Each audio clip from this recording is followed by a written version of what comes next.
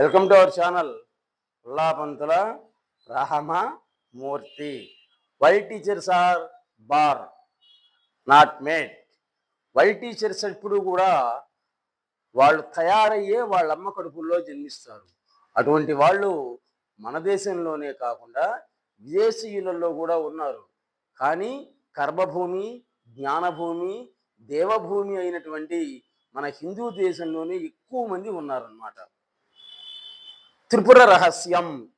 ఇప్పుడు మనం కొత్త విషయాన్ని చెప్పుకుంటున్నాం. త్రిపుర రహస్యం. అసలు విద్య అనేటువంటి దేనికి అంటే జ్ఞాన సముపార్జన కోసమే.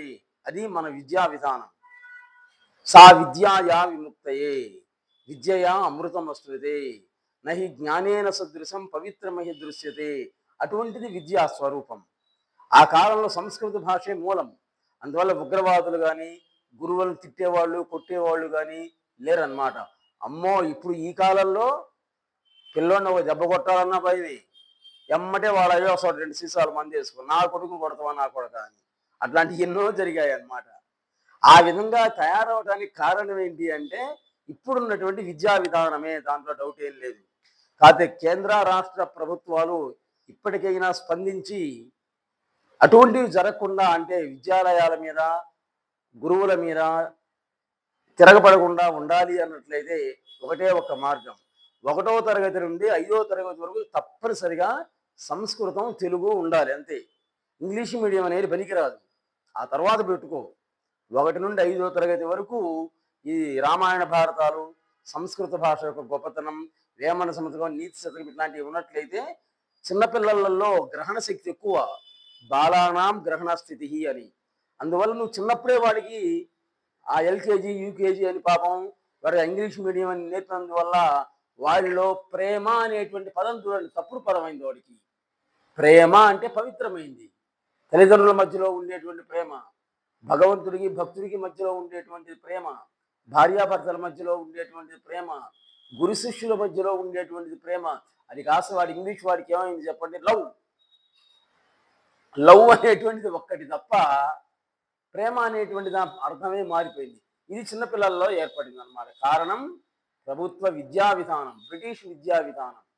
ఇప్పటికైనా 1వ తరగతి నుండి 5వ తరగతి కంపల్సరిగా సంస్కృతం, వేమన శతకం, నీతి శతకం, దాశరథి శతకం ఎన్ని ఉన్నట్లయితే కొంచెం పిల్లలు బాగుపడతారు.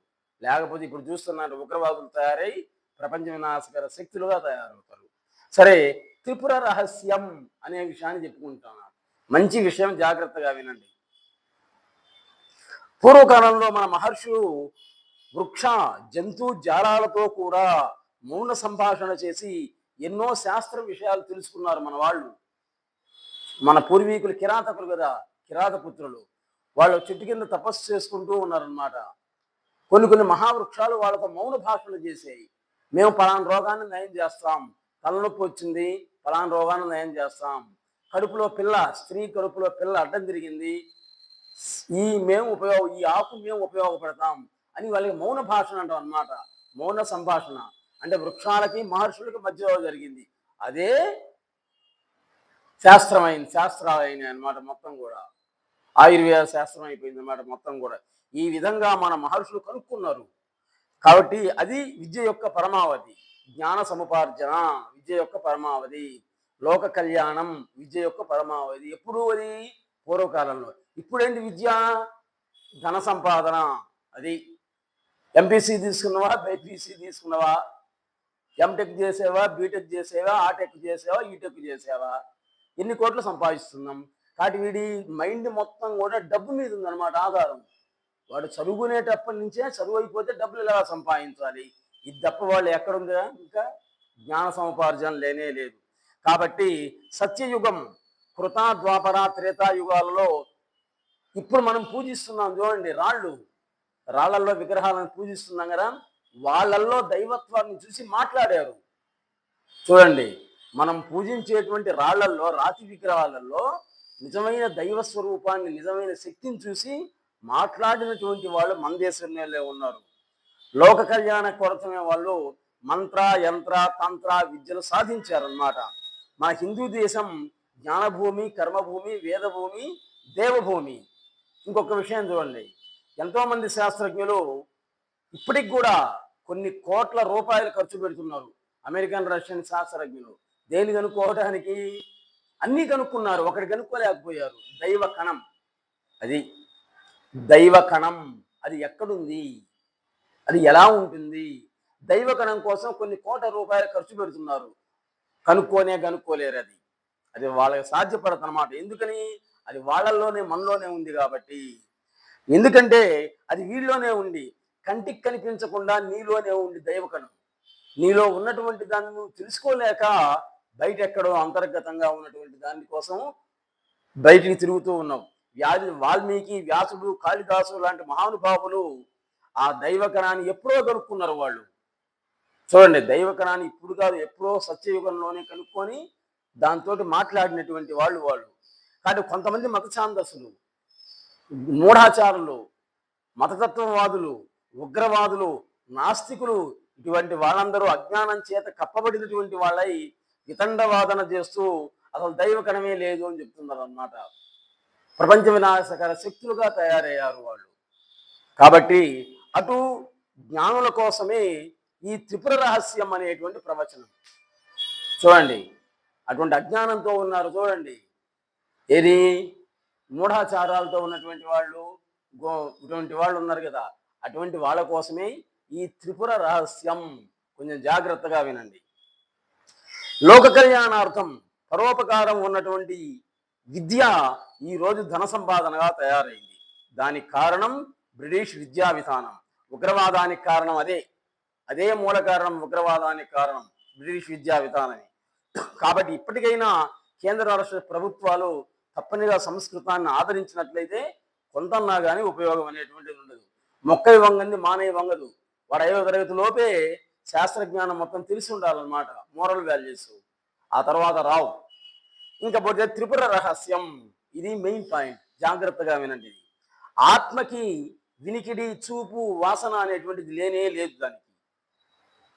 దాన్ని ఒక్క జ్ఞానఖండం మాత్రమే ఛేదిస్తుంది. నీరు ఆర్పలేదు, వాయువు ఏం చేయలు, ఏది ఏం చేయదు. అసలు విషయం తెలియక కొంతమంది దుర్మార్గులు మన మనుధర్మ శాస్త్రాన్ని, రామాయణ, మహాభారత, భాగవతాన్ని దాన్ని అవమానపరిచి, కించపరిచి దాన్ని తగలబెడుతూ ఉన్నారనమాట కొంతమంది. అసలు వేదాలు, పురాణాలు ఇవన్నీ కనుక్కున్నది ఎవరో తెలుసా? బ్రాహ్మణులు కాదు. జాగ్రత్తగా వినండి.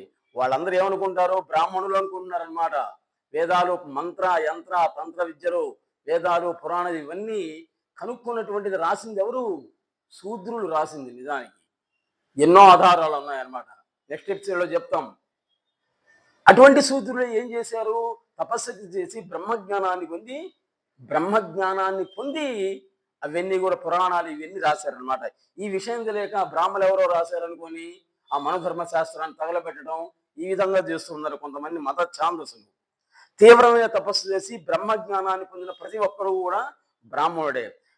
అందుకే చూడండి, మన పూర్వీకులు కిరాతకులే. అందుకే అందంగా రుద్రాభిషేకం చేసేటప్పుడు చూడండి, శివాలయంలో కిరాతానాం పతయే నమః, ఓం నమోస్తు రుద్రాయ సభక్షణాయ అంటూ కిరాతానాం పతయే నమః అంటాం. కిరాతపతి అని అంటాం అన్నమాట, ఆయన మహాశివుణ్ణి. కాబట్టి అందరూ కూడా శివభక్తులే వీళ్ళందరూ కూడా. నువ్వు అనుకునేటువంటి ఇతర మతస్థులు అంటున్నావు చూడండి, వాళ్ళందరూ ఎవరనుకున్నావు? శివుని యొక్క భక్తులే. సృష్టికి ముందు, మధ్య, తరువాత ఉన్నటువంటి వాడు ఒక్క మహాశివుడే అన్నమాట. పరశురామ దత్తాత్రేయ సంవాదంగా ప్రారంభించబడినటువంటి ఈ త్రిపుర రహస్య జ్ఞాన ఖండానికి సంస్కృతం, తెలుగు, హిందీ, మరాఠీ ఇంకా ఎన్నో భాషల్లో వ్యాఖ్యాన గ్రంథాలు చాలా మంది రాశారు. ఇంతకేముంది దీంట్లో? అది కదా ఇప్పుడు కావాల్సింది. త్రిపుర రహస్యం అనేటువంటి దాంట్లో మంచి మ్యాటర్ జరిగింది మనకు అన్నమాట. ఇప్పుడు త్రిపుర రహస్యం అనేటువంటి దాంట్లో ఏముంది? అసలు త్రిపురాలు అంటే ఏంటి? వాటి రహస్యం ఏంటి? మీరు ఉన్నటువంటి త్రిపురాలు వేరు, ఇక్కడ ఉన్నటువంటి త్రిపురాలు వేరు అన్నమాట. అందులో నెంబర్ 1, క్షత్రియుడు గురువు అయినప్పుడు, చూడండి జాగ్రత్తగా ఉండండి, క్షత్రియుడు అంటే రాజు, గురువు అయినప్పుడు బ్రాహ్మణ శిష్యుడు నమస్కరించకూడదు అంతే. గురువు కుర్చీ మీద కూర్చుంటాడు, అంతేగా, పైన ఉంటాడు. శిష్యుడు కింద కూర్చుంటాడు అన్నమాట. కానీ పైన కూర్చున్నటువంటి వాడు ఎవరు? ఆయన క్షత్రియుడు, శూద్రుడు అన్నమాట. కింద కూర్చున్నటువంటి వాడు బ్రాహ్మణుడు. అంటే పైన కూర్చున్నటువంటి వాడికంటే కింద కూర్చున్నటువంటి వాడు మామూలు కులపరంగా కానీ వ్యక్తిగతంగా కానీ గొప్ప అయినా కానీ నమస్కరించకూడదు. గురువుకి శిష్యుడు నమస్కరించాలి కదా, కానీ చెయ్యకూడదు అని చెప్పింది త్రిపుర రహస్యంలో. చూడండి ఎంత బాగా చెప్పారు. క్షత్రియుడు గురువు అయినప్పుడు, బ్రాహ్మణ బాలకుడు శిష్యుడు అయినప్పుడు బ్రాహ్మణ బాలకుడు గురువుకు నమస్కరించకూడదు. తర్వాత నెంబర్ 2, జీవన్ముక్తుడు సర్వశాస్త్రజ్ఞుడై ఉండాలనేటువంటి నియమం ఏం లేదు ఇక్కడ. జాగ్రత్తగా వినండి. జీవన్ముక్తుడు అయినప్పుడు ఇప్పుడేంటి, మృతజీవులు జీవన్మృతులు అని అంటాం. మృతజీవి అంటే ఏంటి?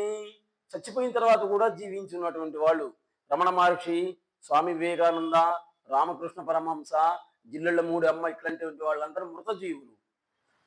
వాళ్ళు లేరు, ఇప్పుడు వెళ్ళిపోయారు. అయినా ఇప్పటికి కూడా వాళ్ళ గురించి అనుకుంటున్నాం అనమాట. వాళ్ళు మృతజీవులు. మరి జీవన్మృతులు ఎవరంటే మనమే. మనం ఏ మంచి పని చేసామని, ఎవరికి మేలు చేసామని నేను అనుకోవాలి. అంటే వాడు జీవించి ఉన్నప్పటికీ కూడా మృతుడితో సమానమైనటువంటి వాడు. కాబట్టి జీవన్ముక్తుడు అనేటువంటిది ఉంది. జీవన్ముక్తుడు అంటే ఎవరంటే జాగ్రత్తగా వినండి. నా భార్య, నా పిల్లలు, నా డబ్బు అనేటువంటి వ్యామోహం ఉందరే, వాడు జీవన్ముక్తుడు కాలేదు ఎప్పటికి కూడా. కాంతా కనకాల మీద వ్యామోహాన్ని వదలాలి, వాడు జీవన్ముక్తుడు. అటువంటి జీవన్ముక్తుడికి సర్వశాస్త్రజ్ఞుడై ఉండాలని రూలేం లేదు. ఆయనే వాడు సర్వశాస్త్రజ్ఞుడు, సర్వశాస్త్రాలు కూడా ఆయనే. కాబట్టి జీవన్ముక్తుడైనటువంటి వాడు సర్వశాస్త్రజ్ఞుడు ఉండాలని నియమమే లేదు. ఉదాహరణకి సద్గురు సుబ్రహ్మణ్యం గారు, సార్ కెమెరా కొంచెం తిప్పండి. సద్గురు సుబ్రహ్మణ్యం గారు, ఈయన జీవన్ముక్తుడు, అత్యాశ్రమి. జిల్లెళ్ళ మూడు అమ్మవారు, వీళ్ళిద్దరూ ఇప్పుడు. ఈమె జీవ సమాధి. యోగి వేమన, బ్రహ్మం గారు, వాళ్ళని మనం చూడలేదు కదా. ఈమెను కూడా కొంతమంది చూసిన వాళ్ళు ఉన్నారు, చూడని వాళ్ళు ఉన్నారు. చూసినటువంటి వాళ్ళు అదృష్టవంతులు. ఆమె ఒక చిన్న పూరిల్లు, ఆ పూరిల్లుకి అందరిల్లు అనేటువంటి పేరు పెట్టి ఈ రోజు కూడా కొన్ని లక్షల మందికి భోజనం పెడుతూ ఉంది అన్నమాట, ఫ్రీగా. ఎవరు చేస్తున్నాడు? వండర్ ఆఫ్ వరల్డ్, ప్రపంచ వింత అన్నమాట. ఇది ఒక జిల్లెళ్ళముడిలోనే జరుగుతుంది. తర్వాత ఈయన ఉన్నాడు గురువు గారు, సద్గురు సుబ్రహ్మణ్యం గారు. ఈయన చూస్తున్నారు కదా, అత్యాశ్రమి. ఆయన కూడా, ఆ సద్గురు సుబ్రహ్మణ్యం గారు అజ్ఞానంతో ఉన్న లోకానికి జ్ఞాన ప్రసూనాలు పంచుతున్నారు అన్నమాట. ఆయన ఒక రంగా చెప్పాలంటే వీరబ్రహ్మేంద్ర స్వామి, ఆయన ఈ రూపంలో జన్మించాడు. ఈ విలేకరులు, రిపోర్టర్లు ఉన్నారు చూడండి, వాళ్ళందరూ కూడా ఆయన ఇంటర్వ్యూ కోసం ఎగబడతారనమాట. ఒకసారి ఆనందపడతారు, పైగా ఆనందంగా.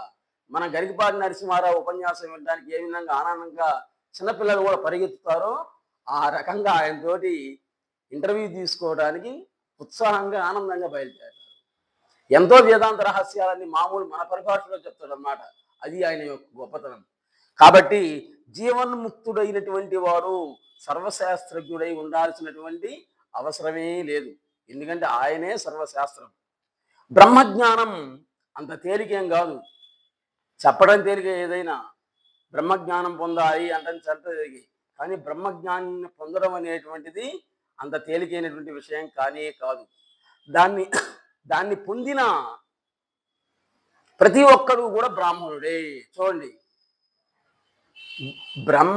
బ్రాహ్మణ కులంలో పుట్టినంత మాత్రాన, బ్రాహ్మణ వంశంలో పుట్టినంత మాత్రాన బ్రాహ్మణుడు కాదు. అది శూద్రుడైనప్పటికీ కూడా బ్రహ్మజ్ఞానం కలిగినటువంటి వాడైనట్లయితే బ్రాహ్మణుడే. అటువంటి శూద్రుడు రాసినటువంటి ఈ గ్రంథాలన్నీ కూడా, రామాయణ, మహాభారత, వేదాలు, పురాణాలు, ఇతిహాసాలు, గుళ్ళల్లో హోమాలు చేస్తుంటారు, జపాలు, అవన్నీ. ఆ మంత్రాలన్నీ ఎవరనుకున్నావు రాసింది? బ్రాహ్మణులు కాదు. చాలా మందికి తెలియదు, బ్రాహ్మణులు రాశారు కదా అనుకుంటున్నారు. బ్రాహ్మణులు కాదు, శూద్రులే తపస్సు చేసి బ్రహ్మజ్ఞానాన్ని పొంది బ్రాహ్మణత్వాన్ని పొంది రాశారనమాట. అది తెలియక కొంతమంది మనధర్మశాస్త్రం లాంటి గ్రంథాలను తగలబెడుతున్నారు దుర్మార్గులు కొంతమంది. కాబట్టి పరమహంస సన్యాసంలో బ్రహ్మజ్ఞాన సంపన్నులకే అధికారం. చూడండి, ఇక్కడ పరమహంస సన్యాసంలో బ్రహ్మజ్ఞాన సంపన్నులకే అధికారం. ఇక్కడ బ్రాహ్మణులకి అంటలే, బ్రహ్మజ్ఞానం కలిగినటువంటి ఎవరికైనా కానీ వాళ్ళకే అధికారం. బ్రాహ్మణులకే అని ఎందుకు అంటున్నారంటే, ఎక్కువ శాతం 90% అన్నమాట బ్రహ్మజ్ఞానం వాళ్ళల్లో ఉంటుంది, మిగిలిన వాళ్ళు అంత ఉండదు అనమాట. ఎందుకంటే వాళ్ళ అమ్మ నాన్న వాళ్ళు ఉదయం నుండి సాయంత్రం పూజ చేయటం, ఆ గుళ్ళల్లో హోమాలు ఇవన్నీ చేయిస్తుంటారు కదా తల్లిదండ్రులు. తల్లిదండ్రులు ఏది చేస్తున్నా పిల్లలు కూడా అది అనుసరిస్తారు అన్నమాట. మిగిలిన కులాలలో ఆ విధంగా ఉండదు. రోజు పోతారు, దేవుడు టెంకాయ కొట్టి దండం పెట్టి వస్తారు. కానీ వీళ్ళు అట్లా కాదు కదా, హోమాలు యజ్ఞాలు ఇవన్నీ చేస్తూ గురికి బాబాయ్ ఇంట్లో అయినా కానీ చేస్తూనే ఉంటారు. అవన్నీ చూస్తుంటారు పిల్లలు. అందుకు వాళ్ళల్లో 90% ఎక్కువ బ్రాహ్మణులలో. అదే చెప్తున్నాడు ఈయన, బ్రహ్మజ్ఞానం కలిగిన ప్రతి ఒక్కరూ కూడా బ్రాహ్మణుడే. బ్రహ్మజ్ఞానులు అనుకున్నటువంటి తేలికేం కానే కాదు. కాబట్టి ఇలాంటివి ఎన్నో రహస్యాలు చూడండి, ఇలాంటివి ఎన్నో రహస్యాలు త్రిపుర రహస్యం అనేటువంటి బుక్లో ఉన్నాయన్నమాట. మన అదృష్టం కొంది వినుకొండలో ప్రముఖ ఫోటోగ్రాఫర్ కోకా సుబ్బారావు గారు, మీ అందరికీ తెలిసింది కోకా సుబ్బారావు. ఆయన పాపం సినీ ఫీల్డ్లో స్థిరపడాలని చెన్నై పోయాడు ఓ 40-50 సంవత్సరాల క్రితం.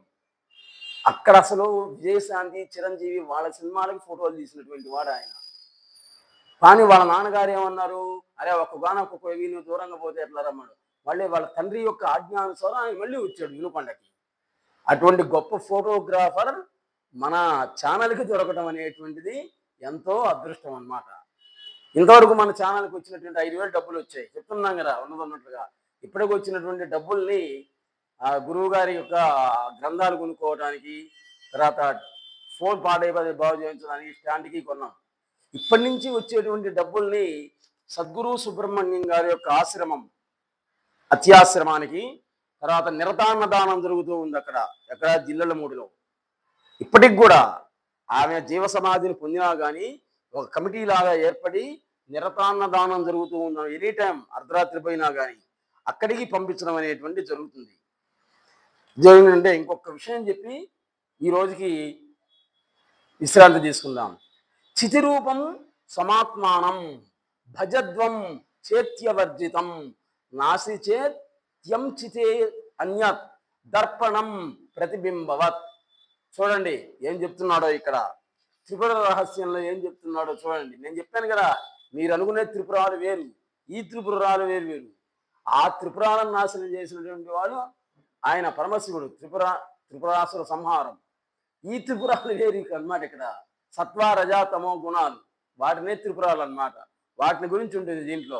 చితిరూపం సమాత్మానం భజద్వం చేత్యవర్జితం నాస్తి చేత్యంచితేరన్యత్ దర్పణం ప్రతిబింబవత్ అని ఉంది అనమాట దాంట్లో త్రిపుర రహస్యంలో.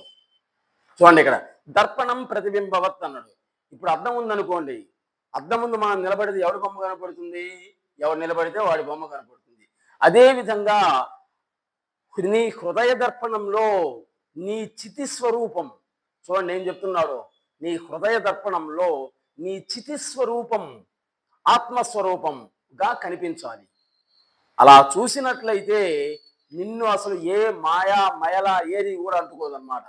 రమణ మహర్షి మహానుభావుడు, ఆ స్థాయికి పోయాడు ఆయన. రమణ మహర్షి, జిల్లెలమూడి అమ్మవారు, రమణ మహర్షి, వేమన యోగి, వీరబ్రహ్మేంద్ర స్వామి, ఇలాంటి వాళ్ళందరూ కూడా జీవన్ముక్తులు అంటే వాళ్ళనమాట. ఆ స్థాయికి పోయారు.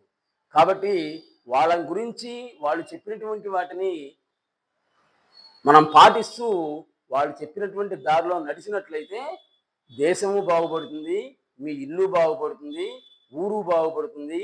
అవాంఛనీయ సంఘటనలు అనేటువంటి జరగవు. ఉగ్రవాదం అనేటువంటి పెరగదు. ఒకవేళ పెరిగినా ఉగ్రవాదం అది ఎదుర్కొనే శక్తి మన దేశీయులలో వస్తుందన్నమాట. ప్లీజ్ సబ్స్క్రైబ్ అవర్ ఛానల్ లాభంతుల రామమూర్తి.